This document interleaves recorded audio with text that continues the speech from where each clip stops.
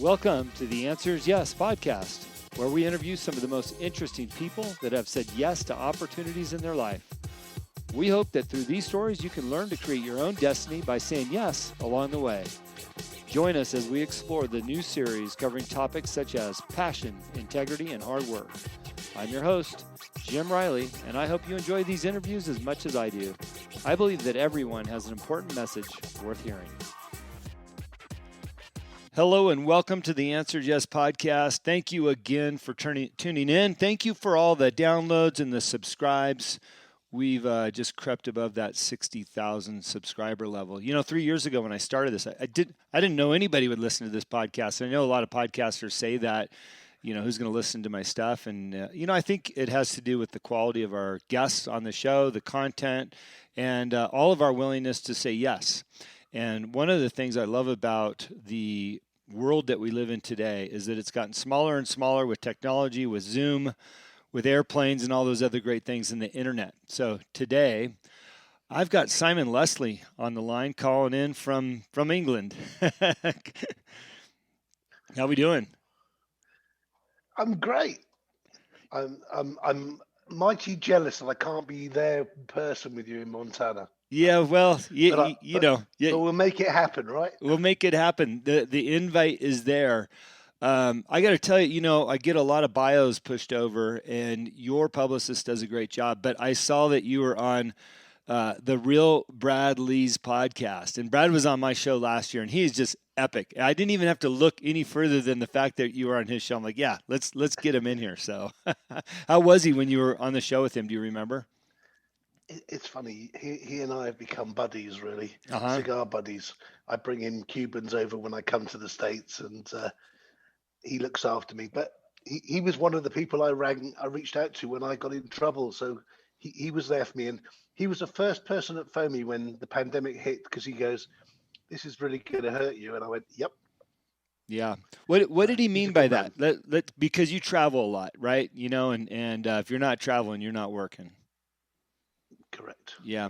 And when the airports are shut and the planes are switched off, I can't make any money. Yeah. My business was completely reliant on the travel industry. For 28 years, we dominated in this space. It didn't matter what the macroeconomics was, as long as people could get on a plane and go on holiday. That was my business. Yeah. For the first time ever, I was suddenly encountering a problem I'd never seen before. Yeah. There was no playbook. So let's step back for a minute.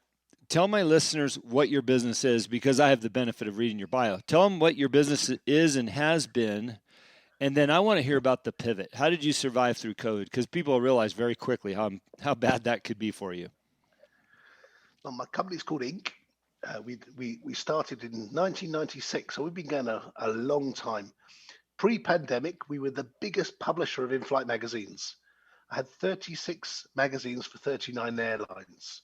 Post-pandemic, I've got 3, so it's definitely been a pivot. Although I don't like the word pivot, because pivot means just go round in a circle. Yeah. And I really didn't. I really did a massive transformation. We had 150 million. We were on track to hit 150 million turnover in 2020. It was going to be the greatest year of our lives, and that was coming off the back of 2019, which was fantastic. And we went from 150 million to nothing. Wow. Even minus nothing. Wow. So I really did have to do some soul searching and think about, how the hell am I going to get us out of this? Yeah. Now, when you started Inc. and got into this business, is that what you aspired to do? Was there a shove in that direction because you like travel or something? How does one get into that side of the business? You know what? I've asked myself this question a million times. Why did I do this? And the simple answer was, I didn't want to work for anybody else. I'd already had 4 failed attempts, and this was going to be the last one. And we weren't even a travel focused publisher. We were doing different things for different industries. And then something struck us. We were really good at producing the in-flight magazine. Mm-hmm. And that's what we decided. Around 2003, we said, let's just dominate this space. So we went from Asia, Europe, Africa, Middle East, USA, and we went after everybody that every airline. And at one point, we had 52 airlines, 52 magazines who have actually published. I think I hold the world record for the amount of in-flight magazines ever published. And yes, I love travel. We started the business with one airline that flew from London to Beirut, and the second airline flew from London to Rwanda, Uganda, Tanzania, and South Africa. So it wasn't a glamorous business, but it was the most educational business in terms of learning about cultures and different ways of living and life. And that's when the travel bug hit me, and I went, right, I want to do more of this. Yeah. You said a couple compelling things. The first thing you said was about this was kind of like the last deal, last resort. You're going to make this one work.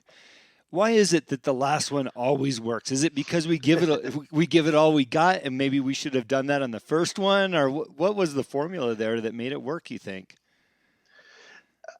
There's a question that sometimes I get asked, was what advice would you give your younger self? And I would say, don't do it, because if you knew how hard it was going to be, you probably wouldn't start it in the first place.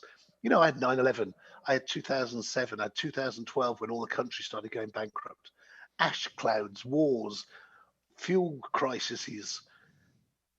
This COVID experience was worse than all of those put together. Wow. Because it was something that you just couldn't get out of. I mean, it was the first time that we all shut down for a month.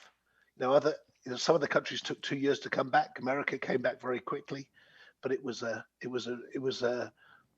unique experience. Mm-hmm. Yeah. I've always had a plan B. I always thought, I got to have a plan B. You got to have, things lined up. And in the last few years, and I've been very blessed, I listen to a lot of Andy Frisella. He's like, fuck the plan B. If you have a plan B, you're not going to give it all for your plan A. I thought, what, that makes a lot of sense. Yeah. I agree with that. I really do. Have a plan A, and maybe there's an A with a detour or A with a reroute, but your plan's got to be good enough. Yeah. Otherwise, it's a safety net. You don't need safety nets. Yeah, and if you think that it's there, you might not give your all to the plan. So I love that you said that. You talk about the magazine being in all of these airlines, and you decided to go after being the biggest. How does that formulate in your mind? Do you make a list of everybody you got to call on? Do you start chipping away at the competitors? Because I think in a lot of industries, people dream about, well, if we could only be the biggest, but they never go after it. And you're somebody that went after it and you got it. What's the difference? So if I think back to America, we weren't in America. We'd gone after the big airlines, and they were all said, no, we're very happy with what we've got. Airtran Airways, I don't know if you remember Airtran. No. They were out of Atlanta. Okay. They were my favorite client of all time. I actually just taken down a Danica Patrick cover that was one of the first covers that she signed for me. And I phoned him up and he goes, look, I'm about to appoint someone. You're too late. I said, if I'm there tomorrow, can you just wait? He goes, what do you mean? I'm in Atlanta and you're in London. I said, I'll be there tomorrow morning. Just don't make a decision until you've met me. Mm-hmm. And he went, how could I not give you the contract? He said, you got off your backside and came here and proved that you were that committed. Mm-hmm. And from that, I won United, I won American, so it's decisions. It's decisions to that other people won't do. Don't make this simple decision. Don't get on a Zoom. Get there in front of them, shake their hand, break bread with them, do things that nobody else will do. And I've been doing that all my life. I've been sending gifts, I think I said to a single trainer to somebody once and said, look, now the foot's in the door. Can you please let me come in with the rest of my body? So you've got to be unique, and you've got to be memorable, and you've got to do things that other people are scared to do, or, think people will laugh at or judge you wrongly. Mm-hmm. Yeah, I think oftentimes we get in our own way and we don't think about, the possibilities and how to make those possibilities happen. I love that story because it's so simple, but yet it's so hard for some to understand. It's almost just do the basics. Like you said, get in front of somebody and shake their hand. And we weren't a big company at that point. for me to make that investment was, it was a significant gamble, Yeah. but it was like, this is my chance to get to break into the US. And I operated it here with like a night team in London. And after about 3 months, we opened a small little satellite office in Atlanta. But it was just, you know, I don't know how I'm going to run it. I don't know how I'm going to do it if I win it. Forget about the logistics. Let's go out there and win the contracts. And at the same time, I'm in Thailand and Singapore winning 2 airlines there. So Hmm. you imagine launching 3 magazines in 3 different time zones, trying to hire and recruit in all these different territories. I remember I was doing interviews. I'd booked a boardroom in a WeWork, I guess. No, it wasn't WeWork in those days, in Yeah. Singapore. My flight was due to land, and it got cancelled. So the next flight I could get landed at 8 o'clock in the morning, and my first interview was at 9. And I was like, okay, that's what I got to do. And I literally came off a 14-hour flight, straight in, hired 5 people. Of that 5, and this is my best recruitment, 4 of them were there for about a decade. Wow. I mean, it was the best team I could have ever put together. It kind of proof that, oftentimes when you meet somebody, within the first couple minutes if it's the right person or not. You obviously you had a time crunch, but you figured it out real quick. Didn't have a choice in those days. Yeah. Yeah. Today, I think I'm really rubbish at interviewing because I sit there and I look at them and go, how can I help you? How can I make this work? As opposed to really diving deep into them. You reminded me of a story, clicking off these big guys doing the basics. I landed the Tillman Frittata account, which is Landry's nation's largest privately owned restaurant group. And people said, how did you do that? I said, well, I just delivered on what I said I would do. I met the group, I met the leadership, and I said, here's what we'll do. Here's our pricing, and let's do some business. And we had that business for a very long time because we just did what we said we were going to do. And what is it that you've said to some of these airlines that you delivered on time and time again that nobody knocked you off the block? I always used to say this. I said, I might not always be the cheapest, but I promise you one thing: I'll never let you down. Mm-hmm. And if there is ever an instance that I cannot do something I say I'm going to do, you will get a phone call before somebody else tells you. Yeah. So it was always about, if you're giving good news or giving bad news, be the first to give that news. Mm-hmm. Yeah. People don't want to be let down, do they? And they don't mind being let down. They just need a heads, So because remember, shit rolls down the hill, right? So if I let you down, that has an effect at 15, 16 people in their organization. If a magazine wasn't delivered on time, they couldn't sell sandwiches on board, or they couldn't tell people what the movies were, or there was nothing to entertain the customer. So I had to make sure that if there was ever a problem, they knew about it. We were prepared. We had contingency. So it was always about just being a really good partner. Just curious, and it has to do with our discussion. Where did you find all the content for all these magazines in all these different cultures and spaces in the world? It was in 17 languages as well. So we had to find journalists, writers, translators, designers, and we had a absolutely amazing network of some of the best writers in the world. What happened when we took over this industry, and the industry was here, but it was a bit sleepy. Um, it was, pay to play. Airlines paid the publisher, and the publisher, if they bothered to get off the backside and sell some ads, give them some money back. Mm-hmm. And we came along and said, we're going to take this magazine off your hands. We're going to get the best journalists from all the big newspapers and magazines, and we're going to pay you. We're going to write you a check. You never have to have any risk. And they went, oh, quite like that idea. And it took some time in the beginning. In the beginning, we only managed to find some of the smaller and niche airlines, and then the bigger ones took notice of us. So it was about, making sure that we gave them a service level that nobody had ever done in this industry before. Mm. And what we did during COVID was we had a TV network which we'd invested in early 2018 that was at the airports. And the greatest day for me was January 12th, 2021, when CNN said we're withdrawing from the airports. And that that was my lucky day. Yeah. That's the only way I can describe it. No, it was our lucky Suddenly, day. We didn't have to watch that crap anymore. uh, so yeah, you and lots of other people complained about it. So it was great, and we took over their network, and we went from being a medium-sized uh, TV network in travel to being the biggest in the world. So it's again, how do you dominate a space? You've got to take advantage of opportunities. When opportunities come, I had to arrange 40 letters of credit. And if you ever organize a letter of credit, it takes more than more than 3 weeks. Yeah. I had to get bonds. I had to get insurance. All these things that would normally take forever. In the middle of a pandemic, we got everything done in 8 weeks. Wow. And it was like, when especially when your balls are on the line, and you're, this is you see this as the the fire escape doors. You think, right, I can't mess this up. Well, by the way, I spent a lot of years in the early 2000s on United Airlines when I was the vice president of Kettle One Vodka, flying back and forth almost daily. You guys put out great content. I have. It's the first thing I do when I sit down on an airplane is grab the magazine.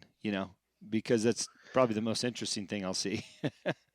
It's the only one that's left now. United Hemispheres. Everything else is gone. So Mm. it's flying the flag for in-flight magazines in the US. Yeah, yeah. Now, you've done a lot of fun stuff too, and I appreciate your business background and what you've done. What's inspired you to run at the level that you run, and sometimes quite literally, and or maybe not running but climbing? Kilimanjaro and all these world records and all these things that your bio reads like a crazy book. I'm crazy. I think 2007, 2008. I think I challenged myself physically. I was 300 pounds, and I thought, I'm going to run a marathon. I'm going to show my team that this shouldn't be possible. Shouldn't be physically possible for me to do some of these things I'm about to do. We climbed Kilimanjaro, 10 of us as a team. It was fantastic. I did a half Ironman. I Mm-hmm. really pushed myself to the physical limits to show to people that if you can put your mind to it, you can achieve it. And then at the end of 2020, I did the Singapore half marathon, and I injured myself in the training. And I remember Tim Grover, Tim Yeah, of yeah. Michael Jordan. He did a whole video to his team because he saw my post. He goes, if I was in Vegas, I'd back that guy to do it. And I did it with no training, straight off a plane. It's like 100 degrees even at 8 o'clock at night. So I do like to push myself. And I said to myself during the pandemic, when this finishes, I'm not going to go back to living the life that I lived before. So if you follow me on LinkedIn, you'll see that every month I document what I do. And the last 5 months, I've done more in 30 days than some people would do in their lifetime, let alone this year. Yeah, yeah. And so where does that drive come from? Does it just come from life experiences and mistakes or regrets, or does it come from a place of just being driven to show people, hey, you can do this? I want people to live the yes life. Yeah. It's very easy to go, well, I'm not sure. I'm not sure I want to do that. I don't want to jump out of a plane. I don't want to do these things. Just say yes. Say yes and figure it out afterwards. That was Branson's motto forever. It was just say yes and then figure out how you can do it. Mm-hmm. And I think that's a life I want to live. It's a life I want to give my kids. I want them to see me doing this. I want my employees and my colleagues and my friends to see me. Like, half of them say to me, are you retired? What have you done? Have you won the lottery? And I said, no, I'm making business and life. There's no balance. It is what it is. They are one thing for me. My life and my business and my family, they're all one massive hodgepodge of fantasticness. Yeah, yeah. I think people miss that, and they only see what they want to see.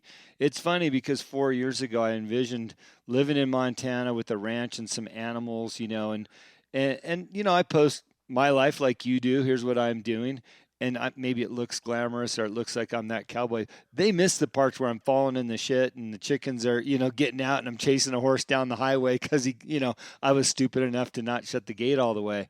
But it, like you said, it's a big hodgepodge of life, and man, it is fun, isn't it? I love it. I mean, I was sat in Phoenix Airport on Thursday night, last week Thursday. I've got to catch a flight so I can get to Paris to see the French Open and the Champions League final the same day, and they cancel the flight through weather. And I've gone, right, what can I do? And I've run into the bathroom and I've sat there going, right, where's the next flight? How do I make this link happen? And it all fell into place because I believed. Now, I don't write about the things that go wrong. I write about the things that go right because, anybody with half a brain knows that 95% of the time Instagram is lying to you. Yeah. But I want to share with you the successes, and I do confess sometimes that I am sitting there feeling sorry for myself, alone in a crappy hotel in an airport at 2 o'clock in the morning. Yeah, yeah. It's funny. I post those things that go right because I'm so astonished that it actually went right. Like, holy shit! I better post this. I can't believe that happened. It's so true. You mentioned tennis, and I thought I saw this line somewhere about you being a top player in tennis. What, second best player in the UK or for your age? What is that? Well, I played 107 games last year, and I came second in every single one of them. Unbelievable. So that makes me the second best tennis player of my age. Hey, take it. Coming second. No, but I do love tennis. I didn't play for a year because I tore my plantar, and I played again last weekend, and it gave me, I don't know, it was better than a deal. That just getting back on the court again. Yeah, yeah. You live a wonderful life. You've had success. Obviously, the pandemic crushed your business, and you came back at it. I'm looking at you on video. You're all smiles. What would be some of your advice to other entrepreneurs or people listening to live the type of life you live, to the things that they should say yes to, or how they should go about their day? Oh, that's a great setup. So I spent the last 2 years, 2.5 years, writing a diary of the event because I thought the only way I'm going to encapsulate it is to just keep writing down all the things that went wrong and what I did. When it got to March 2020 and the airlines started calling saying we're taking this magazine off the plane, I didn't have a playbook. There was no precedent. So I started reaching out to people like Brad and Tim and 48 other people, and I said, look, please just come in and help me. Just come and talk to my guys and tell them, inspire them for a little bit. And they all said yes, and they all came in and gave their time graciously. And I started writing a diary of it, and I documented each of the talks, what I learned from it. And then what I realized was, as I was listening to these talks, I'm thinking, yeah, I might be motivating the team, but actually I'm giving myself a different set of thoughts, a different way of thinking. And I started to learn from it. And I started to think, okay, what does that actually mean? How can I make this business differently? How do I want my life to be different when I come out of this? And that book is called Equanimity. It's a diary of a CEO in crisis. Equanimity means, remaining calm under pressure. I'd never heard the word before. I thought that describes exactly what I've gone through. And that book will give people a playbook. If they're in a good place, if they're in a bad place, if they're in a terrible place, whatever state their life is in, it'll show them how you live to the max. All the different qualities you need, from gratitude to kindness to negotiating to selling to just being overall nice human beings. Well, here's what I'm going to do. I'm going to leave it at this because I think my listeners are going to be wanting more. And I think that more is going to be getting that book and watching where you show up next. And I'm just thrilled to meet you on the line today and have you on my show. Loved hearing your story. And what's interesting about your story and your success in the airline magazine business, breaking a world record for the most, insane. There is an opportunity in every corner, every crack that you can see. I mean, who would have thought? Somebody's got to publish those books, right? It might as well be you. Exactly. People used to say to me, I used to get pictures of people with my, with my masthead with my name on it if they'd meet me, because then they suddenly read it. I didn't realize anyone actually did those, or I just, I thought the airlines just plunked those in the seats. And there's so many businesses out there where somebody has seen an opportunity and gone, right, I'm going to make some money out of this. Yeah. And for me, I've always said, look, I want to leave people better than I find them. If you help enough people achieve their dreams and their goals and their ambitions, yours will just fall into place. And that's probably the best thing I can leave you with. I love that. I love that. Well, thank you so much. We look forward to hopefully having you back on the show. I'll reach out again soon and get to know you a little bit better, but I know our listeners will appreciate this. In Montana, live. Yes, I would love that. In Montana live. Right on. Thank We'll do you it in so the much. fall. Yeah. Hey, perfect time of year. As soon as the snow starts falling, I'll be on that plane. Thank you for listening to today's show. It is my pleasure and honor to interview all of the guests that have been on the Answer is Yes podcast. If you have enjoyed the show, please go on iTunes and subscribe, give a rating, or simply tell a friend about the show. We also believe in the message of our guests and the positive influence of their stories. As my own mentor and coach, David Meltzer, has taught me, spend some time every day thinking and writing about the things in your own life that you have more than enough of. You will find out how blessed we really are. Please visit my website, livelifedriven.com, for the latest updates about me and what I'm doing. Plus, I post a monthly blog about the many topics on this show. This podcast can also be found there. As I learned early on in life, what you believe is what you will achieve. Thanks, Mark Victor Hansen, and thank you, and have a great week.